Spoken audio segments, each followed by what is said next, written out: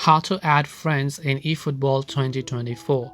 Hello everyone, welcome back to the channel. In today's video, I'll guide you on how you can add friends in eFootball 24, so make sure to stick with me till the very end.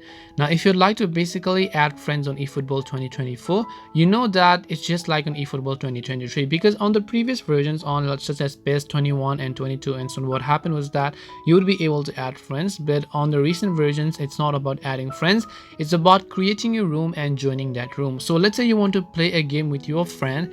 What you do is you just go to match over here, and when you come to the match section, you just go to friend match as you would be able to find it.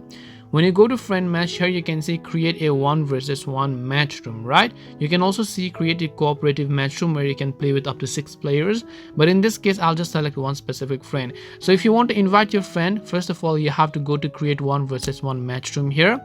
If you'd like to set a password, you can do that, but I'm going to skip that, and then I'm just going to hit the create option over here. Once I hit the create option over here, what I need to do is I simply need to copy this match room number that you can find here. On the right hand side, you'll be able to see the copy button as well. Once I copy the matchroom number, you just need to send this number to your friend. And let's just say I am that friend again, right? I'm just going to close this. Now you don't want to close it, but I'm closing it to show you guys.